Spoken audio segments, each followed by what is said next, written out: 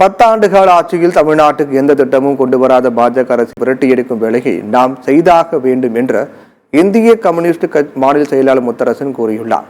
கடலூர் நாடாளுமன்ற தொகுதி காங்கிரஸ் வேட்பாளர் விஷ்ணு பிரசாத்தை ஆதரித்து கடலூர் மஞ்சக்குப்பத்தில் இந்திய கம்யூனிஸ்ட் மாநில செயலாளர் முத்தரசன் ஆதரவு திரட்டினார். அப்போது பேசிய அவர், வேற்றுமையில் ஒற்றுமையாக உள்ள இந்திய மக்களை பாஜக பிரித்தாள பார்க்கிறது என்று குற்றம் சாட்டினார். இந்தியாவில் பாஜகவை தவிர வேறு எந்த கட்சியும் இருக்கக்கூடாது என்பதே RSS சித்தாந்தம் என்றும் அவர் தெரிவித்தார்.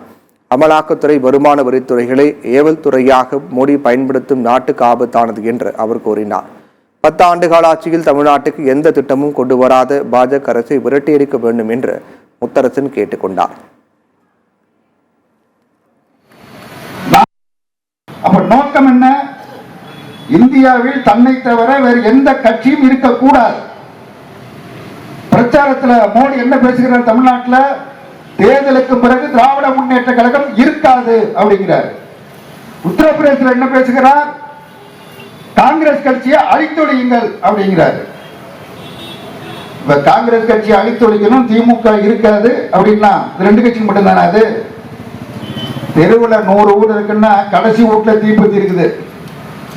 கடைசி வீட்டுல தானே எரியுது. எனக்கு என்னன்னு இந்த கடைசியில் இருக்கிறவங்க இருந்தா இவன் வீடு சேர்த்து தான் எரியும். அதிமுகவுக்கும் அதுதான் ஏற்படும், பாமகவுக்கும் அதுதான் ஏற்படும், தேமுதிகவுக்கும் அதுதான் ஏற்படும். நாங்கள் அதுதான் முதலே சொன்ன, நாங்கள் எங்கள் சொந்த நலனுக்காக பேசவில்லை, நாங்கள் பிரச்சாரம் செய்யவில்லை.